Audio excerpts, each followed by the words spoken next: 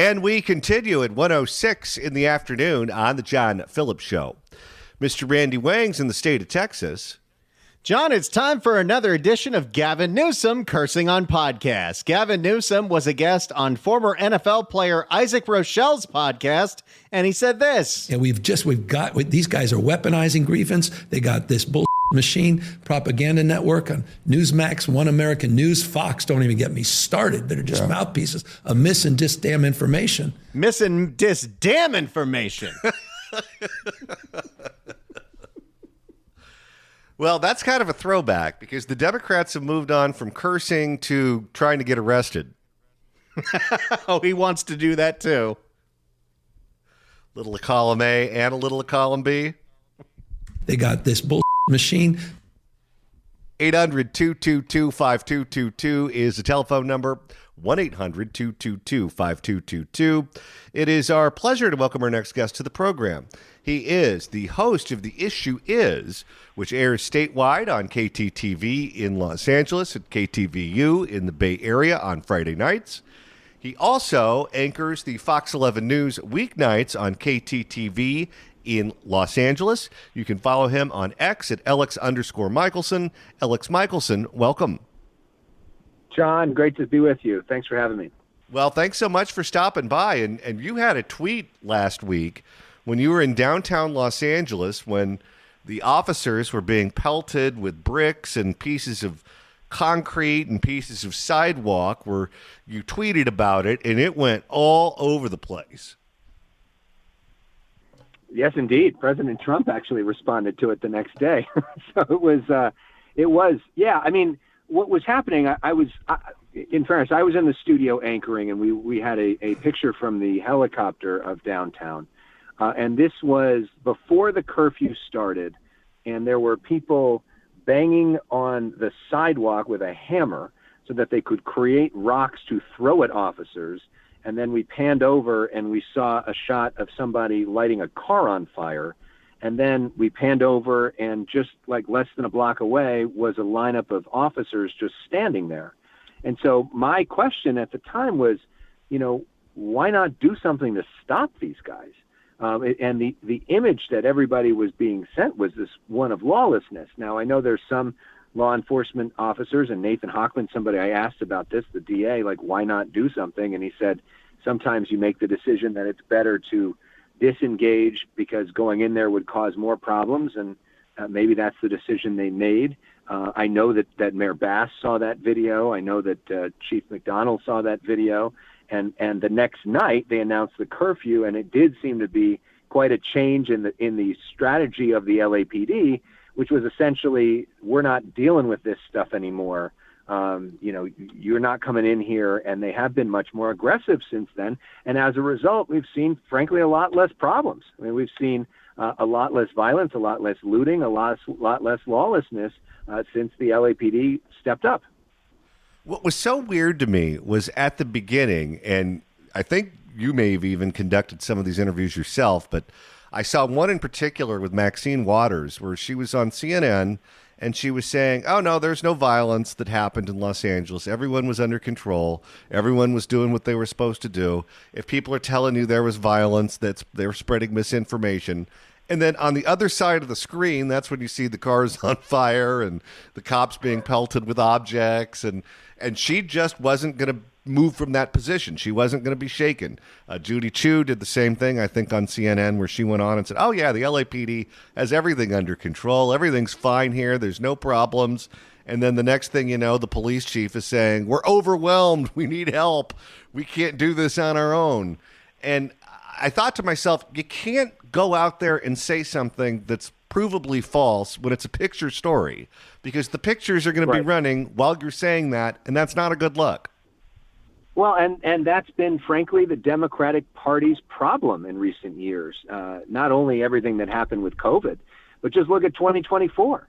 The idea that Joe Biden, yeah, he's great. You just got to see him in meetings. I mean, he's running, the 100-yard dash, and immigration, that's overblown. That's misinformation. There's no problem at the border. The border's secure. And inflation, it's transitory. Don't worry about it. And so there was this, Democratic party basically telling people, don't believe your lying eyes.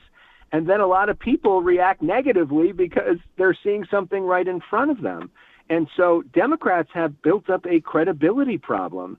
And I think even within the party, there are people that are yearning for somebody who can talk straight and give people real information. And if that doesn't happen, it's going to be harder and harder for the Democratic to win back power nationwide. After they moved on from that position, essentially what they're saying now is, well, it's only in one part of Los Angeles. Only one part of Los Angeles had the Waymos on fire and had the cops being trapped under the freeway and all of those things.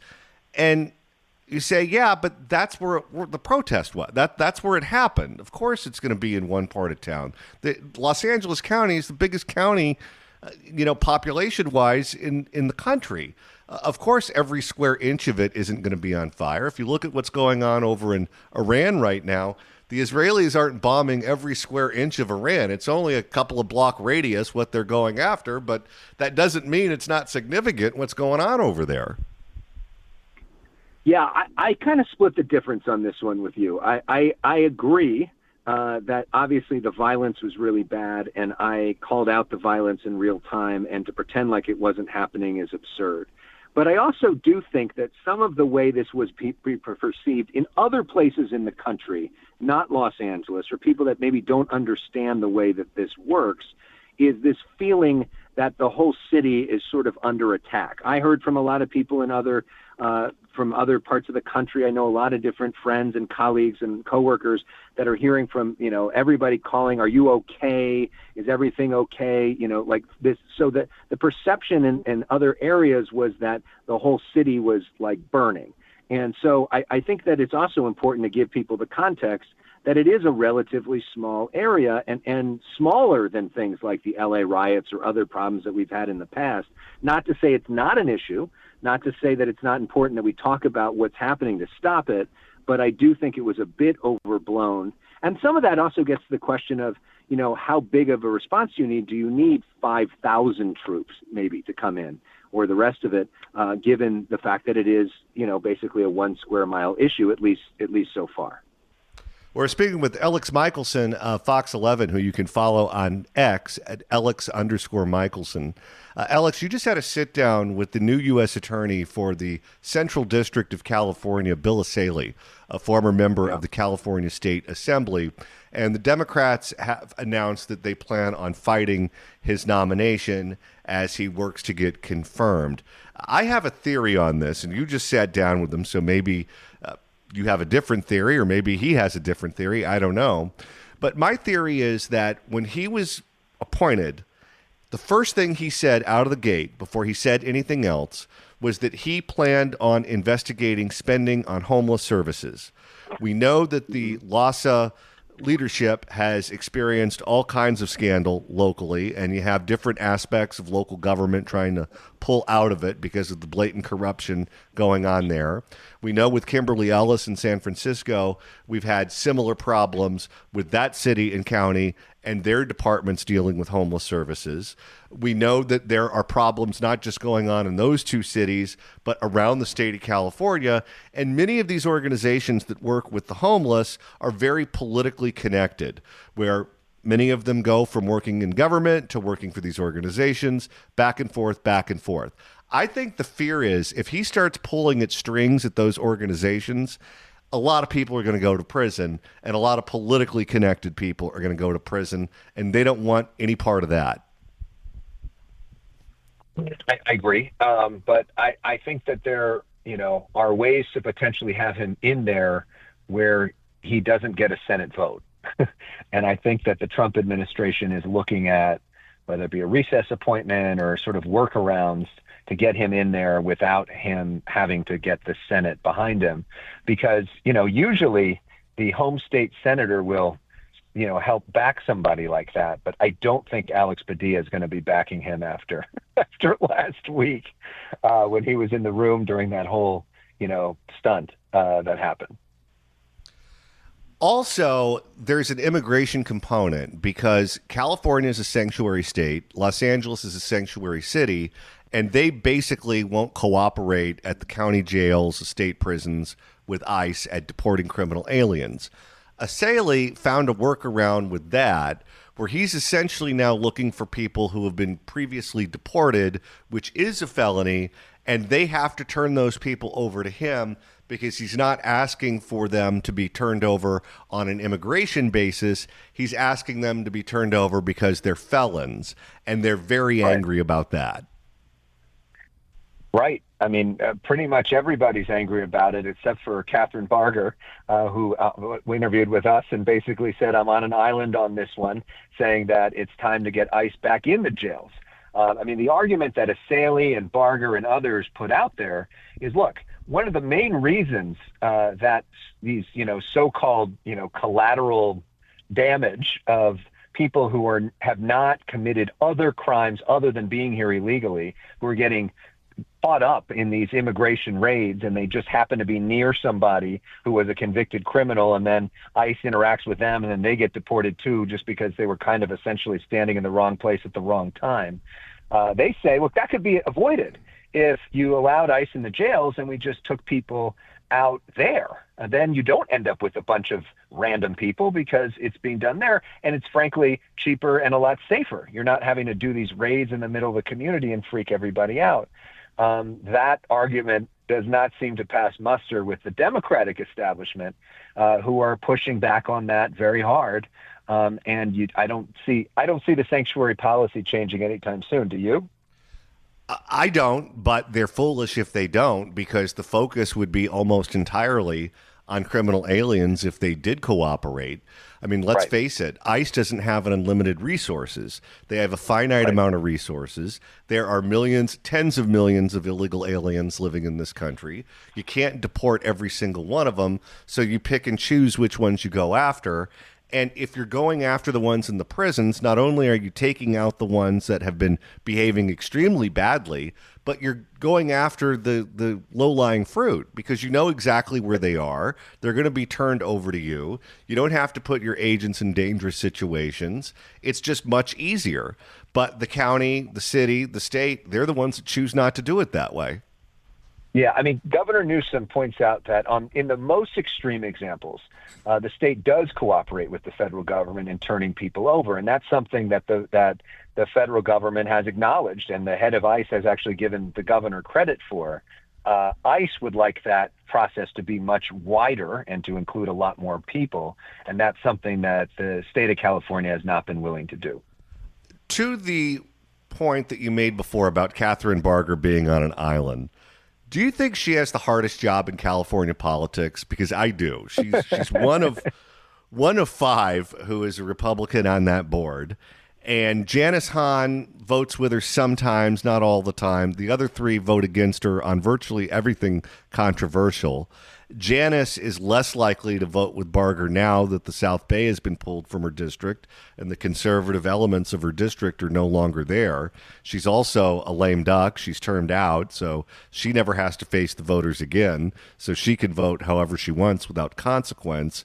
If you're Catherine Barger, that job really requires you to be political in every sense of the word on virtually everything, because it's going to be very difficult to get to three. Right, and just doing a bunch of protest votes isn't that fun, and I don't think that's the reason Barger's in that job. I mean, I think, hate her or love her, I think Catherine Barger is in it for the right reasons, and she, I think, believes in what she's doing. And so, she would like to get to three to be able to implement the policy and make changes. But sometimes, she can't get there based off of, where we're at. And you wonder how all of this will potentially be a realignment. I think, and I'd be curious to know what you think. I think that last week was actually a bad week for moderation. I think it was a great week for polarization. It was a good week for Gavin Newsom, a good week for Karen Bass, a good week for Democrats, reminding Democrats that they're Democrats, and that they're fighting Donald Trump, and that maybe some of the problems of the cities and the counties aren't as important as fighting the federal government and taking on him. And so you see Karen Bass doing a press conference surrounded by every Democratic leader in the state, sans Gavin Newsom, basically a pep rally that looked like something out of the Democratic National Convention. And that's good for her, because that's a reminder in this largely Democratic city where 13% of people voted for Trump, that she's the one fighting Trump. And I feel like that's bad for somebody like Rick Caruso, who's trying to thread the needle as a more nonpartisan, moderate kind of person who's, really wants to make it about local issues. The more that the Democrats can make it about national issues, the less they have to talk about that homelessness audit and all the rest of it that some of their voters may not like. Well, it's a double-edged sword, and you're exactly right. This is what Democrats in blue states do to get the troops to rally behind them. It's what Gavin Newsom did during the recall when he had a couple of bad polls that showed that he could actually lose that election. He essentially federalized the election and made it about Donald Trump and abortion and climate change and all of those different things that aren't really state issues per se. The problem for Democrats, and this is why I say it's a double-edged sword, is if you federalize everything, if everything becomes a federal issue and there are no state and local issues, how do they win back the Senate? Because you look at that map and you look at all the states that Donald Trump won, all the red on that map, and you look at the handful of blue states that exist, if you eliminate ticket splitting, you cede the Senate to the Republicans. And not only do you cede the Senate to the Republicans, you cede a massive majority. This is an election, this midterm election, where historically the party out of power usually does well. The Democrats may not gain any ground in the U.S. Senate in this midterm election. In fact, they may lose ground because they have states that Donald Trump won, they're going to be coming up, that they would like to win. But if people don't split their ticket, then good luck winning those seats. I agree with you, but I don't think that Karen Bass or Gavin Newsom are focused on that at all. No, they don't care. They're focused on what's right in front of them and their own personal power. And, Gavin Newsom looks more like the president of the resistance this week than he did a week ago. And Karen Bass looks like she's got a stronger hold of the Democratic base of Los Angeles voters than she did a week ago. And for both of their own personal political futures, even though I know many people in your audience don't like them, it's very helpful for them in terms of, gaining power. Elex Michaelson, anchor at Fox 11 on KTTV in Los Angeles. Also, the host of The Issue Is, which airs on KTTV in LA and KTVU in the Bay Area on Fridays. You can follow Elex on X at Elex_Michaelson. Elex Michaelson, thanks so much for stopping by. Thanks, John. Appreciate it. If you'd like to email the show, you can do so at johnnydon'tlikeshow@gmail.com. That's johnnydon'tlikeshow@gmail.com.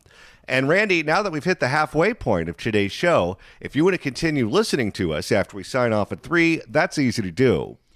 All you got to do is search for The John Phillips Show wherever you get your podcasts, whether it's the Apple Podcast app, iHeart, Spotify. Search for The John Phillips Show. Hit subscribe. You can download all the episodes. You can do a Google on the YouTube. You can like and subscribe. Share the episodes with your friends or your Facebook groups. Let everyone know that you listen to The John Phillips Show. Listen to these podcasts when you're at work or in the car. If you happen to be in the car, make sure that you don't have the volume all the way up, because you want to make sure you're aware if you're in the same street as a high-speed chase and someone's trying to get around you. Get out of my way.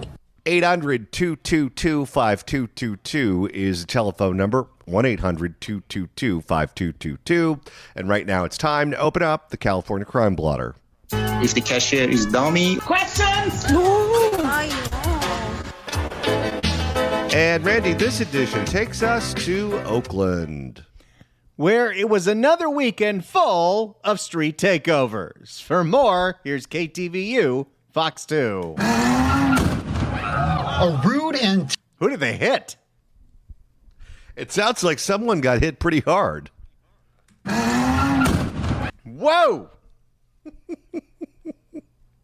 A rude... You can hear someone say, ow! Yeah, the next thing you're going to hear is the State Farm agent's phone ring. Then they'll deny you. Oh, there's another one. Let's increase John's rates again. A rude and terrifying awakening early Sunday morning for people in 3 Oakland neighborhoods. It's crazy. The OPD are so outnumbered they can't take down one of these things. They had 3 happening at the same time. Yeah, at that point you just say, you're on your own, everyone. It's crazy. They're just running around, and it smells like straight up rubber. Yet another series of dangerous and sometimes violent sideshows. Sometimes violent? Pretty much always violent sideshows. Taking over the intersections at International Boulevard and 42nd Avenue, Foothill Boulevard and 55th Avenue, and 98th Avenue and Empire. Are you concerned about your safety? Yeah, I'm concerned about my safety and my family and stuff. We live like close by here. It all began around... Everyone interviewed in Oakland sounds so defeated. Well, can you blame them? Began around 2 a.m. 3 cars were set ablaze. Just another normal night.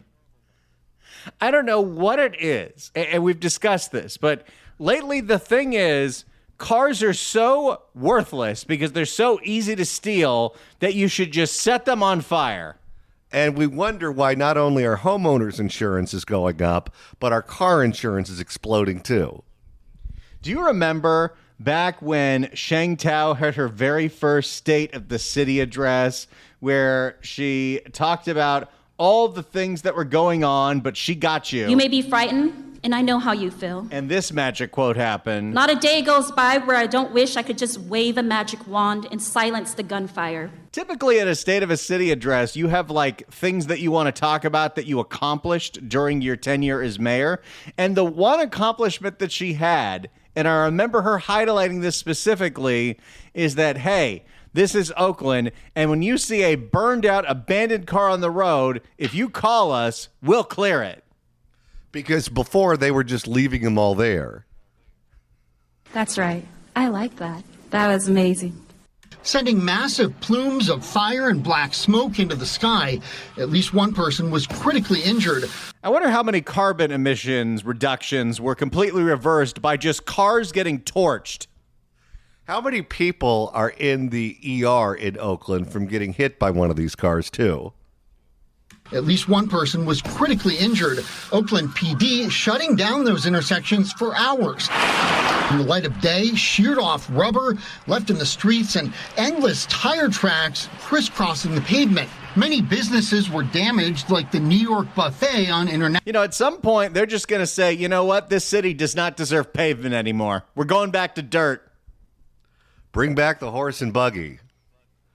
Many Those are businesses easier were to damaged. steal, but if you light them on fire, there's no battery. Many businesses were damaged, like the New York Buffet on International. There's more graffiti written on the walls, on our windows. This worker, who didn't want to be identified, says the unpredictable violence, which has been a free... And by the way, you know what the city of Oakland does. If you get your business graffitied in a street takeover, they don't shut down the street takeover. They don't go after the people spraying the graffiti, but they'll go after you, the business owner, if you don't spend your own money to clean it up within 24 hours. And again, the victim of the crime is being treated like a mob informant. Do you remember, gosh, what was this, like 6 months ago, where the street takeover taggers were tagging postal vans, and the postal vans now had gang signs on them, and they're going to deliver mail on their route, but now they're in the wrong neighborhood based on what the gang sign is, and then the postal van was getting shot? Yes, I remember that. Clear as day. Oakland, I love you, but you don't love me.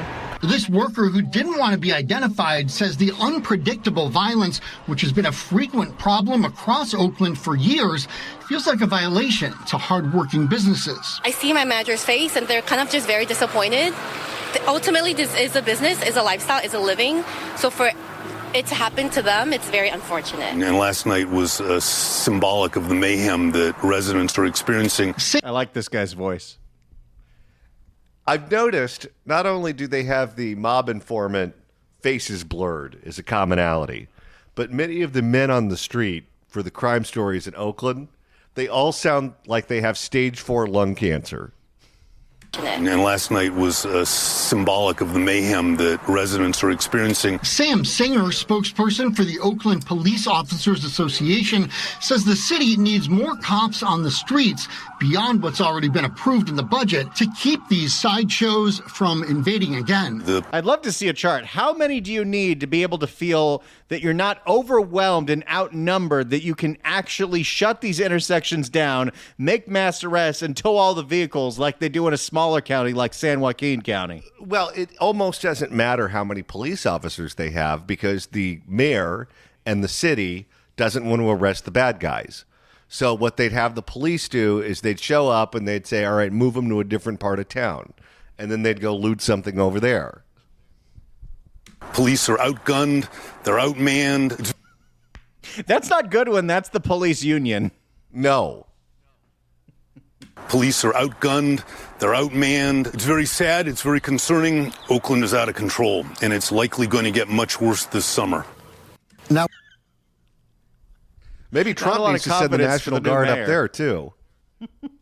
Now, we did reach out to Oakland Police and the city of Oakland for more details about these sideshows, as well as about the police union's criticisms that there aren't enough police resources to try and get ahead of these problems. So far, we've not heard back. Guys, back to you. There's the latest on a weekend of 3 street takeovers happening at the exact same time in the city of Oakland. I mentioned this before, but I'm just going to make the same point again because just think about it for a second. Imagine if you lived in that neighborhood. Think about how quiet your neighborhood is, as most residential neighborhoods are in California. Maybe it's loud if you live next to one of the airports, or you live next to a freeway, or you live next to a sports stadium, or Disneyland, or something like that. But those are exceptions. Most residential neighborhoods are mostly quiet in California.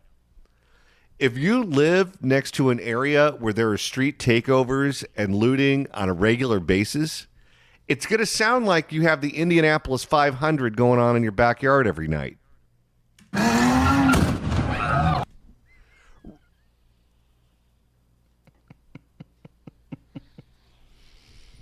Remember how loud it was when we were in Long Beach for the Grand Prix? It's like that every day, is it? Now try to sleep in that. 800-222-5222 is the telephone number. 1-800-222-5222. And right now it's time to reopen the California Crime Blotter. If the cashier is dummy. Questions? And this edition takes us to National City. In San Diego County in National City, you might be surprised if you're booking an Airbnb to find out that it's an Airbnb brothel. Uh-oh. For more on the prostitution bust in National City in San Diego County, here is NBC7 in San Diego. Some short-term rental homes being used as brothels has become a major... How short-term? By the hour? You know what they say, Randy? When it comes to prostitutes, you don't pay them for sex, you pay them to leave. Has become a major concern in National City. Today, a regional task force cracked down on the problem in the South Bay City and San Diego. NBC7's Omari Fleming shows us what happened and how the National City Council hopes to deal with this problem. This is one of the places where that task force served search warrants for human trafficking. Neighbors frustrated because just hours after the raid, they say they're seeing things that make it look like it's back to business as usual right near an area filled with kids. So they're just running one John after another at this house. Apologies for that name. You know, we get nasty emails every so often from listeners named Karen who are upset whenever we call someone a Karen. And I have no sympathy for any of those women. Not one iota.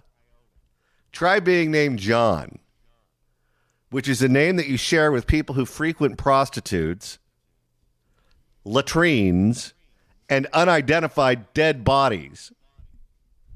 A sniper on the roof, as tactical teams from the San Diego... Wait, they've got a sniper for the prostitution sting? That seems a little excessive. A sniper on the roof as tactical teams from the San Diego Human Trafficking Task Force surrounded a multi-unit building around 5 Tuesday morning in National City. I was like, what the hell is happening? I had to go to work. I was over here like, whoa. So wait, so he didn't know that was a prostitute until just now? A house of prostitution? He is claiming he did not. I was like, what the hell is happening? I had to go to work. I was over here like, whoa. Yeah, I'd like to know how much time he took off for lunch. I was like, what the hell is happening? I had to go to work. I was over here like, whoa. Francisco Manzo had a front row seat to the action as officers executed a human trafficking warrant at the building. Manzo says, sadly, children at the school next door, along with his young girls, have been forced to bear witness to what happens at that property. Oh, they're getting a real education. Yeah, you don't learn this in a book. Sometimes we be coming from the grocery and we gotta like hold our kids looking the other way, like, hey, run inside the room, run in the house, because you don't want them to see them butt naked out here. Whoa! They're fornicating in the bushes? Well, I don't know if they're necessarily fornicating, but sometimes you have to advertise the product. I thought they did all that online. Similar search what warrants. What takers are you going to get outside of an elementary school? I am shocked in this day and age how prevalent this stuff is. I mean, maybe some of the dads and the female PE teachers. Similar search warrants were served Monday night into Tuesday morning at multiple places in San Diego and National City, including this apartment complex on B Avenue. Authorities say most of the locations are short-term rentals that are connected to human trafficking and prostitution. So that's who's renting an Airbnb in that city, is it? Well, remember my old house? It was a rental before I bought it, and the people who rented the house out used it for pornographic films.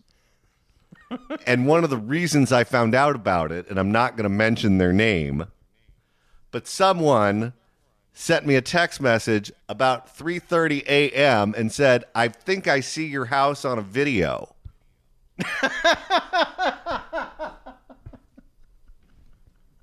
But it's all the more reason why we must have a short-term rental policy in National City. This security camera video given to us in April shows what appears to be an R-rated show that neighbors say is happening daily at one short-term rental on East 4th Street in National City.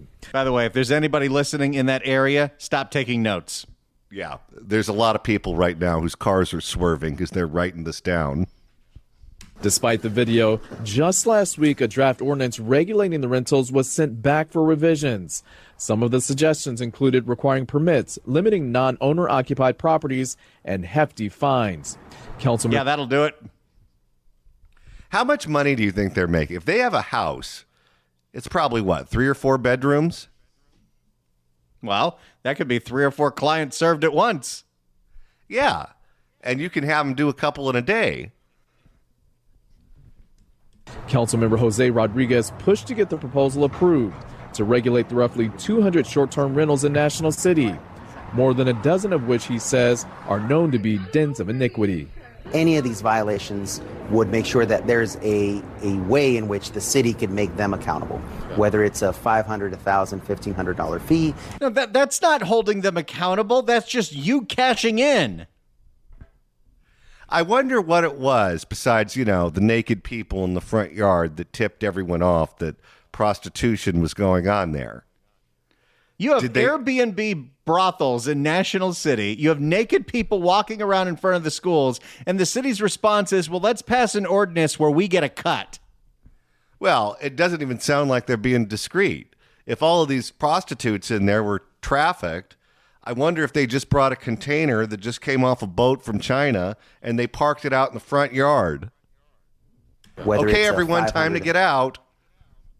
$1,500 fee, and I really want to get to the point where we can actually seize the property if they are not compliant. That apartment. So we could have a city-owned brothel? Yeah, how many city officials do you think are, let's call them customers? That apartment building, somebody got to do to the guy who owns the apartment building. as the alleged illicit activity happens next door to where children play. I bet you there's plenty of people in the listening audience who have listed their homes on Airbnb and found out what happened there. They were horrified. At no point would I ever list my home on one of those websites because you know, most of the people using it will be fine.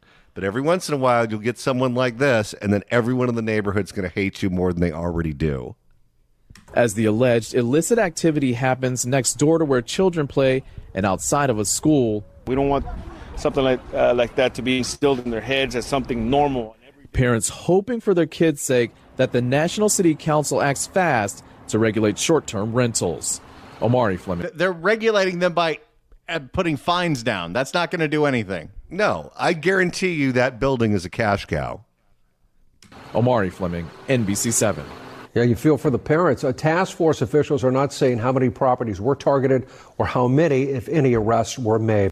There you go. Dozens of Airbnbs in National City being used for hooking. Now, if one of those prostitutes has a kid in that school, I wonder if they bring mom in on career day.